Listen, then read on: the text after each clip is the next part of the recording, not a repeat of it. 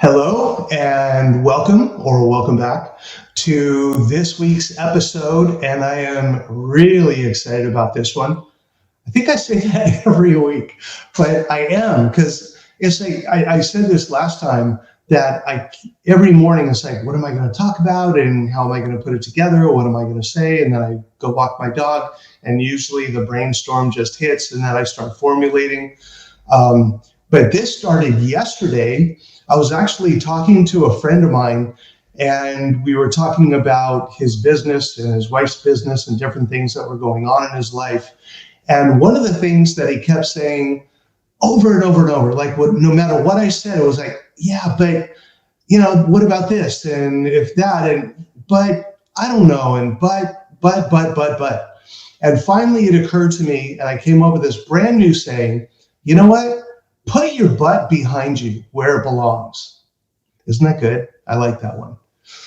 And I think about how many people put these obstacles in their own way that keeps them from achieving what they want to achieve, whether it's getting a new job, getting a raise at your job, improving your situation no matter where it is, housing situation, relationship situation, money situation, whatever it is, the butt becomes an obstacle that we put in our own way.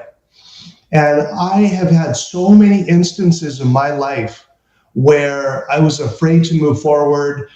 I didn't know what to really do, which way to turn. And I came up with a bunch of buts. And what finally happened and what I've realized over time is that I need to get rid of I need to put the buts behind me because they don't do me any good. They're an energy drain also. And they have no positive value whatsoever.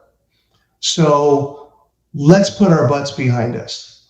And one of the things that I've realized, and I talk about this in my book, and I talk about this a lot, that life will continually give us hurdles. Always. I mean, that's just part of life. Life, if you expect just a smooth sail down the river with no bumps and no rapids, it just does not work that way. And I truly believe that it's the bumps and the obstacles and the hurdles that help us to become strong. And when we look at a hurdle and we just sit in front of it and say, I can't get over that. Oh, but what if I hurt myself? But what if, then we just stay stagnant. And when we're stagnant, we don't grow. And life is about learning and growing and experiencing new things in new ways. A saying that I heard a while ago is life begins when we step outside our comfort zone. And I truly believe that to be true. So life gives us these hurdles. And I also believe that it gives us the tools we need to get over that hurdle. But what we tend to do with but and with can't and should and try and what if and all these obstacle words is what I call them, obstacle words and phrases. What it does is it turns that hurdle into a wall. And a wall is a lot more difficult to get over than a hurdle. And life, the universe, whatever, will give us the tools to get over the hurdle. But if we've turned that hurdle into a wall, we smack right into it. So the goal here is to keep our hurdles as hurdles. Do I want to disclose? I am going to disclose. I woke up today and yesterday actually feeling whelmed. And I'm happy that I know the difference between whelmed and overwhelmed. Overwhelmed is a complete out of control type thing, but whelmed just means there's a lot going on. And I have a lot going on. And I was talking to a friend of mine yesterday and I said, I'm newly divorced. I'm starting a new business, this and all the other things that I'm doing. I am selling our house, which I love this house and it's heartbreaking for me and it's sad and mostly just sad and hurt about letting go of this house because it's my dream house and I'm selling the house and it hurts. And I'm going to be moving across the country back to San Diego. And I'm scared about that. And there's a lot of feelings that come along with the newly divorced and all the freedom and dealing with all the things that I'm dealing with that, and selling the house and starting the business and moving across country. All of these things are happening at once. And I feel overwhelmed sometimes. But the cool thing is I'm happy and I'm able to go on with my day and really enjoy things that go on. I'm still laughing and hanging out with people and walking the dog and playing with the dog and all the things that I'm doing. I'm actually really happy and I'm excited about what the future has in store for me. Now, I'm feeling sad and shameful about the divorce and scared and hurt and all the things that go along with that. I'm feeling sad about letting go of the house. I'm feeling anxious and scared about starting the business.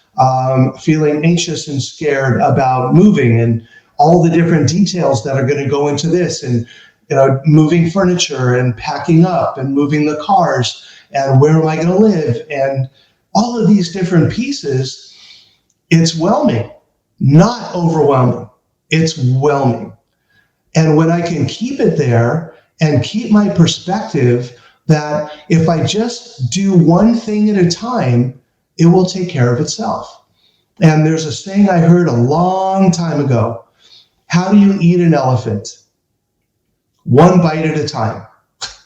It seems overwhelming. Oh my God, here's this huge animal. How am I going to eat it? You just do it one bite at a time. And that's the way that I'm handling all this stuff going on today. And I've been practicing this a long time. So I keep my hurdles as hurdles. And every now and then I'll smack my head on something. I'm like, oh, what was that? Oh, I turned this hurdle into a wall. Okay, what can I do? And I will problem solve how to turn that wall back into a hurdle. So all of this is possible for you too. You can do this as long as you get out of your own way and get rid of your buts and your shoulds and your can'ts and all those kind of things and start leaving your hurdles as hurdles. You can have all of this too. There's no magic pill. There's no magic wand. There's no anything special. I just worked really hard. And you know what though? Not all the time. There were times where I took a break. There were times where I just kind of chilled and did my own thing and wasn't invested or involved in, my personal growth and all that. And I would do it for a little while. And then a part of me would like kick in. It's like, time to do something different. And I would do it. So for the most part, I'm doing the work. And yes, I take days off. Yes, I take weeks off, but then I get back to it. So my hope for you and my hope for why I do these every week, and I put the time and the energy into this, and the team that's putting them together and putting them online and all that, is so worth the investment.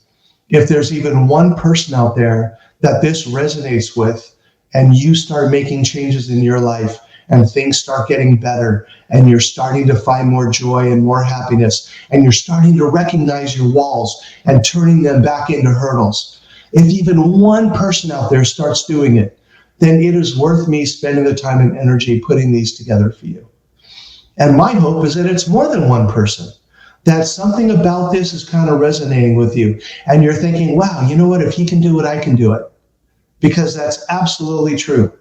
I remember when I started going to 12-step programs, I would watch these people. I mean, you know what? If he can do it, I can do it. If she can do it, I can do it. And I did. And I started putting days together and weeks together. I remember at one of my first meetings, someone got a 90-day chip. And I remember thinking, oh my God, what? That's 3 months in a row? I don't know if I can do that. But how do you do it? One bite at a time.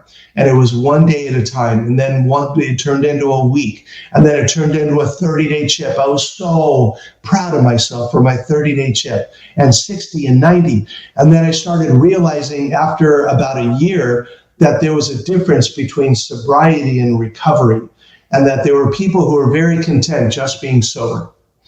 And there were others that were not. And I was one of those. I didn't want to just be sober. I wanted to be in recovery. And I wanted to learn everything I could about how to become a functioning member of society. And I started doing my work. And I went to therapy, and I read a lot of books. And I found the books that resonated with me. And I found people that I wanted to talk to, and I went to retreats. And I did everything that I could do. And I was working on myself physically, mentally, emotionally, spiritually. The hardest one was emotional because, I was raised like most men are raised. Big boys don't cry. You don't feel your feelings. You don't show hurt. You don't show fear. You don't show sadness. Everything for men gets turned into anger, and that's our go-to for feelings. But I had to learn the whole range of my feelings, and it was hard, and it was painful. And I started journaling, and that made a huge difference in my life. And I started doing the work, and I realized how much better life was getting. And not just did I get back into college, but I started working at colleges because I was doing the work, and one thing led to another. And now here I am, 1.5 months away from being sober for 40 years. 40, like 4 decades, 40. Me, a druggie and a drunk who couldn't even deliver a pizza, got kicked out of college twice. I'm coming up on 40 years of sobriety. And my business today, I'm an author. I've written books. I do a podcast. I do a YouTube channel. I have friends who love me for who I am. I don't have to be anything else. I have my full range of emotions today. I have a very cool part-time Disney job. I'm so grateful, and gratitude is the key to everything. No matter what's going on in your life, no matter what's happening in a day, whether it's something relationship-wise, work-wise, money-wise, whatever it is, if you can find something to be grateful for, find multiple things to be grateful for, it changes things around. It really does. And to me, the 2 keys are gratitude and service. If I'm grateful for the things going on in my life, I'm grateful I get to sell my house. I'm going to miss my house, but there's something better for me once I get to San Diego. And I'm really excited about that. Oh, I haven't told them at work yet that I'm leaving. So if anyone here is from Disney or from the place where I work, please don't tell anybody. I don't want them to know yet. Oh well. And you know what? If they do, they do. And I will deal with that. And it's not going to be the end of the world. It won't be a big deal, but I wasn't planning to tell them until I get closer to the actual moving time. But yes, I'm going to give them time to find someone else to fill my position. I'm happy to train that person and get them oriented to the position because it's pretty iconic. And I take it very seriously. And I want to make sure that the person coming in after me is going to do, hopefully, a better job than I do. That would be the goal, that I'm going to train that person and they're just going to take this to a whole new level. That would make me very happy. So man, okay, I did not do my ADD meds today. So you can tell I'm just a little bit ADD today, but that's okay because it's just who I am. That's part of it too. When you get rid of the buts and the shoulds and the can'ts and the what ifs and all those things, it just allows you to be who you are. I am an imperfect human being. I love to revel in my smallness. I have ego in some areas of my life, but I feel like I have mostly self-esteem. And I really love who I am today. I am my own BFF. And I would love for you to become your own BFF, to start treating yourself more like a best friend than your own worst bully, and to start looking at the things you have to be grateful for. Yeah, let's make this world a better place, one person at a time. And I'm doing my best. And now it's your time. It's your turn. It's your turn to be the one who leads others, the one who people look up to and say, wow, are you doing something different? Did you change your hair? I used to get that all the time. As I was making these changes, people like, something's different about you. Did you get a tan? Did you cut your hair? I was like, no, I just feel better about who I am. So it's funny how people respond to that and react to that. So hopefully you'll get that too. So this is going to be a short one today, but that's okay. It's not like I feel like I have to do a certain amount of time. When I feel like I've finished with my topic, it's time to finish the show. And it's time for you to move on with your day, and hopefully with a smile, with a sense that after you turn this off, sit there for a moment and think about, what are a few things that you have in your life to be grateful for? And focus on that and see if it brings a smile to your face. So I hope you got something out of this. I enjoyed doing it. I had fun. And that's what it's all about, finding your joy and having fun.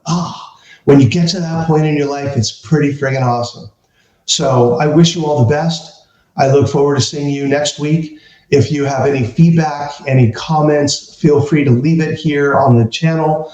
Or shoot me an email. I am happy to answer every email that I get. Right now I can do that. There aren't as many, so I'm happy to make that happen, because I want to give you what you need in order to improve the quality of your life.